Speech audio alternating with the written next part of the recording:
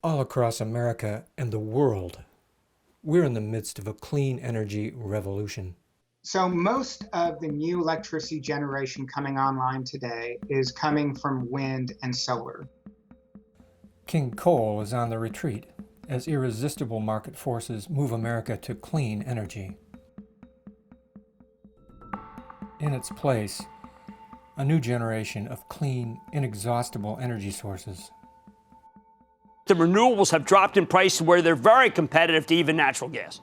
Today in the U.S., it is economically competitive to put in solar in almost every single application. Usually it's the lowest cost form of energy. It's actually significantly cheaper to deploy solar resources right now than even building a new coal-fired power plant. The cheapest energy projects anywhere in the world last year and the year before were all solar or wind projects. They certainly tell me coal is dead.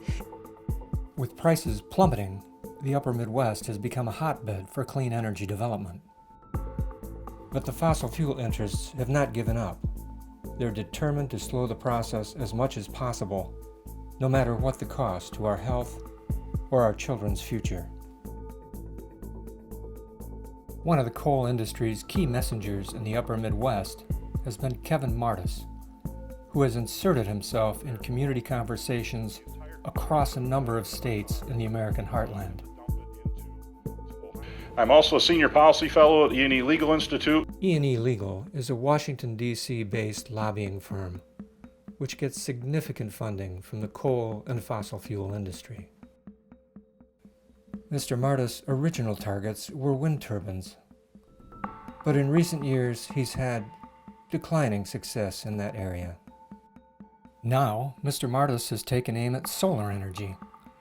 And as always, he claims to bring important information from credible sources. We contacted Dr. Stephen Miller at MSU Center for Economic Analysis, etc.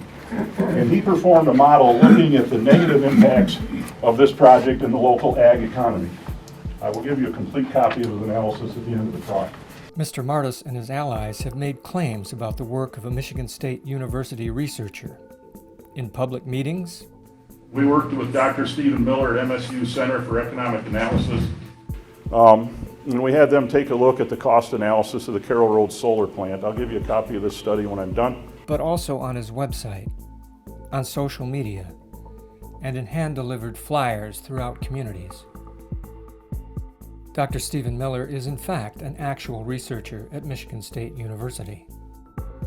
But in a recent public statement, responding to how his work has been presented by Kevon Martis, Dr. Miller had this to say: "We believe the MSU report has and continues to be represented out of context by special interest groups that seek to impede commercial development of solar energy in Michigan."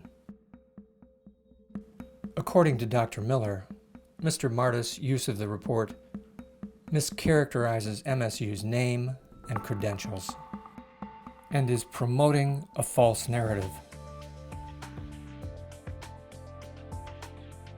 Citizens can draw their own conclusions about Mr. Martis' methods and motives. But what is true is that across the country, rural communities are choosing a new generation of clean, safe, and reliable energy technologies that are helping America recover from deep economic recession while protecting our resources and our way of life.